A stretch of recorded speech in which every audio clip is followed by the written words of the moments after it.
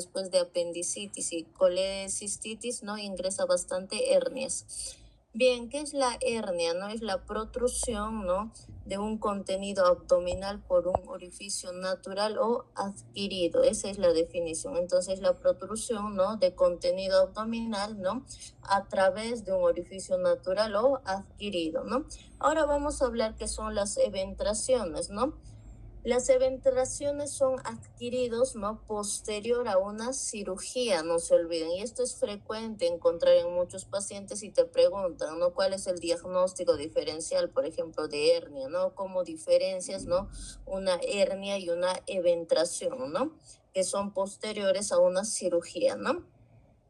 Ahora, para yo hablar de una hernia, además otra diferencia es que toda hernia va a presentar un anillo, ¿no? Un contenido y un saco, no se olviden, ¿no?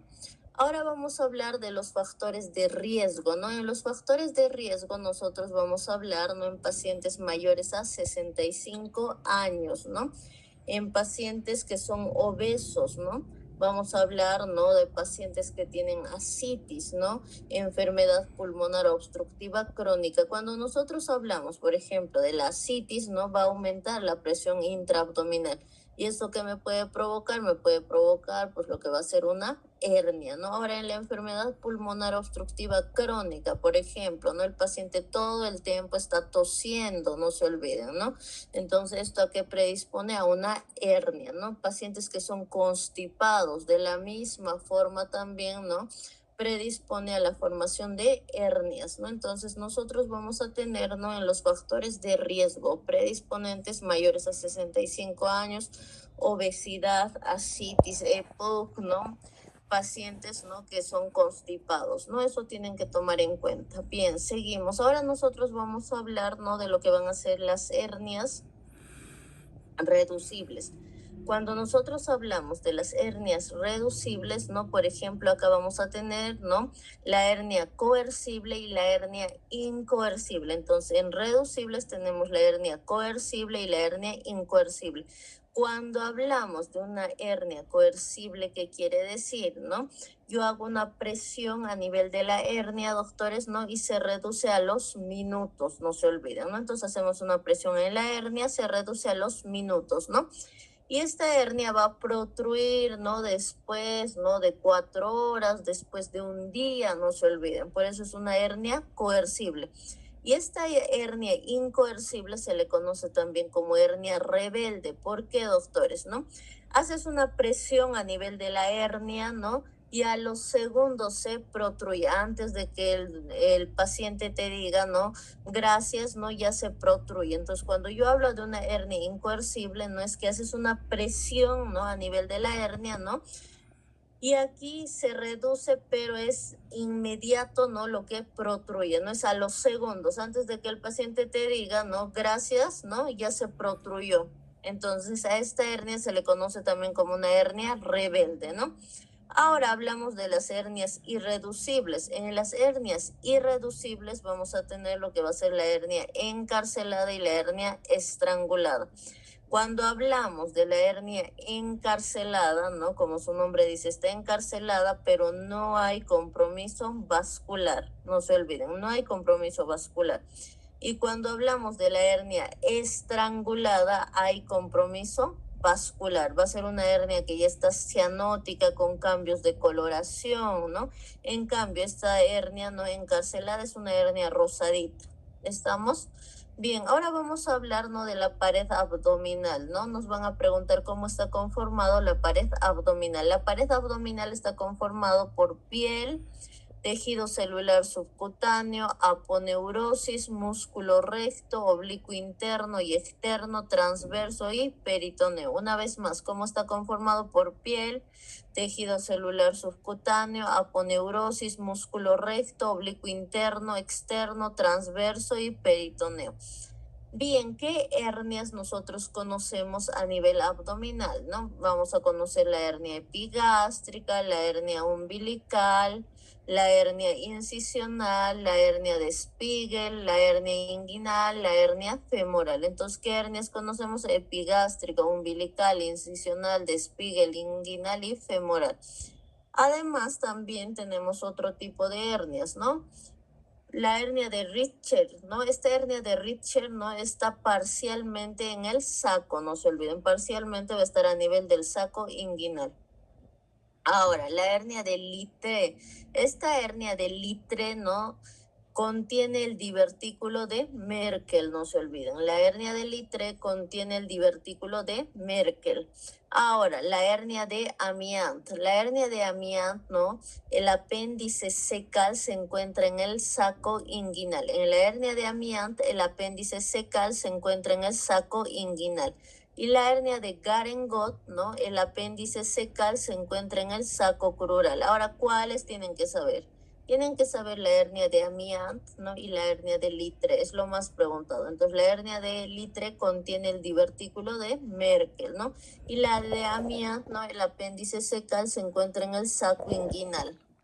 Bien, acá doctores, de aquí de un momentito les voy a realizar un dibujo esquemático para que ustedes no tengan mucho que memorizar, pero les voy a indicar, ¿no? Cuando nosotros hablamos de la hernia inguinal directa, ¿no?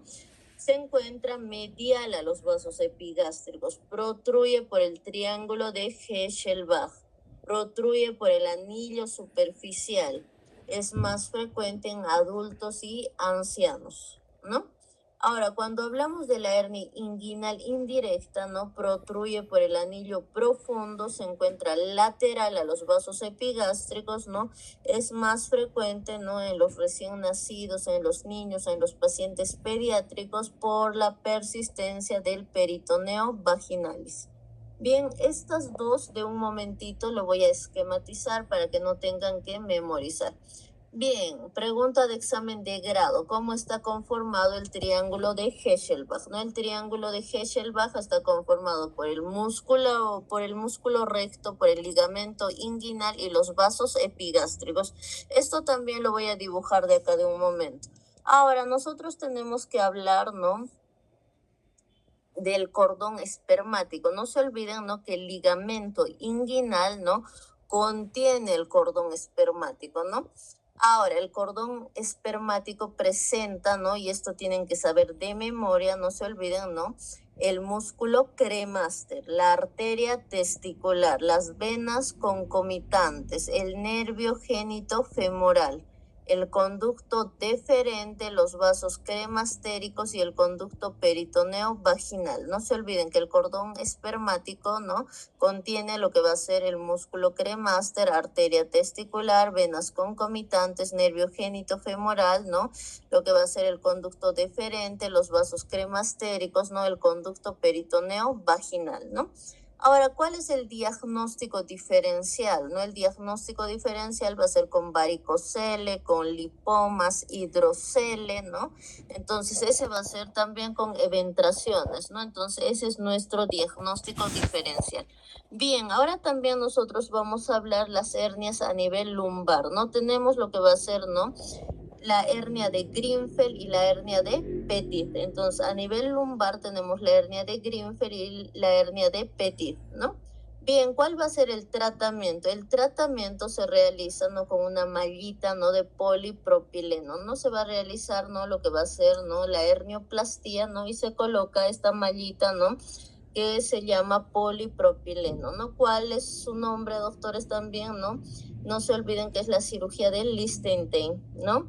Ahora vamos a hablar del otro tipo de cirugía que es la de Bassini, ¿no? Que se van a acordar porque todo lo voy a dibujar, ¿no? Entonces acá la de Bassini, doctores, va a ser la unión del tendón conjunto más el ligamento inguinal, ¿no? Entonces va a ser la unión del tendón conjunto más el ligamento inguinal, ¿no? Bien, doctores, después hablamos de la hernia crural, ¿no? La hernia crural, ¿no? O se le llama también la hernia femoral, ¿no? Es más frecuente en el sexo femenino, ¿no? Y esto se presenta sobre todo, ¿no? En pacientes que son multíparas, no se olviden, ¿no? Que tienen varios hijos, ¿no? Bien, acá no se olviden, ¿no? Que por el espacio, doctores, ¿no? Crural o por la zona crural o por la hernia crural, ¿no? Protruye lo que va a ser el ligamento crural, no se olviden, ¿no? El ligamento crural. Bien, eso es lo que tenemos que conocer. Ahora me voy a ir a lo que va a ser al dibujo, no les voy a esquematizar para que no sea muy aburrido la clase, ¿no? Entonces vamos a esquematizar, ¿no? Entonces aquí vamos a empezar, doctores, ¿no? Primero, ¿no? Nosotros vamos a hablar, ¿no? De lo que va a ser la espina ilíaca anterosuperior, ¿no? Entonces aquí, doctores, ¿no? Aquí vamos a tener, ¿no? Lo que va a ser la espina ilíaca anterosuperior, ¿no? Entonces aquí más o menos no va a estar lo que es el pubis. Lo voy a hacer un poquito más grande. Entonces aquí, doctores, nosotros vamos a tener lo que va a ser la espina ilíaca, ¿no? Un poquito más grande, necesito que esté acá, será.